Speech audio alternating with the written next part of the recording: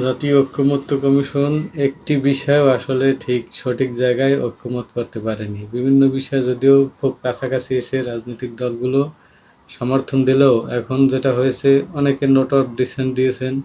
যাই হোক, কিন্তু এখন প্রশ্ন দাঁড়িয়েছে এটা জুলাই সনদ বাস্তবায়নের গণভোট নিয়ে। এই গণভোটটা কি নির্বাচনের আগে হবে না পরে হবে, এটা নিয়ে এখন তুমুল বাকবিতণ্ডা। কিন্তু মূল বিষয়টা হচ্ছে যে এই একটি বিষয় শুধুমাত্র গণভোটটার বিষয়েও তারা ঐক্যমত হতে পারেনি। তার মানে কোনো জায়গায় তারা ঐক্যমত হতে পারেনি বলে আমি মনে করি। কারণ এক দল যদি চায় এরকম ডাইনে, তো আরেক দল চায় বামে।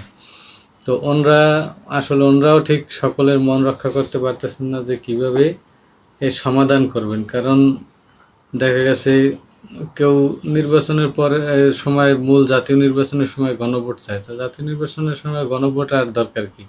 কারণ তখন তো তারা যে কোনো একটি রাজনৈতিক দল ক্ষমতায় নির্বাচনের পর চলে আসবে, তখন তাদের আর গণভোটের প্রয়োজন হবে না, কারণ তারা তাদের মতো করেই এই সনদের মূল্যায়ন করবে এবং বাস্তবায়ন করবে।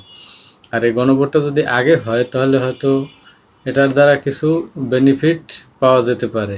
কিন্তু মূল যে আহামরি কোনো এখানে এই সমাধান হয়েছে এরকম না, তবে এই সামান্য যেটুকু হয়েছে সেটুকু নিয়েও দ্বিমতই আছে। কিন্তু এটা ফলাফল আসলে অনেকটা জিরোই বলা যায়। কিন্তু তারপর দেখা যাক, যদি একটি গণভোট আয়োজন করতে পারে এবং ভোটটা কীভাবে সুস্থ হয় না কি, এটাও একটা বিষয় আছে।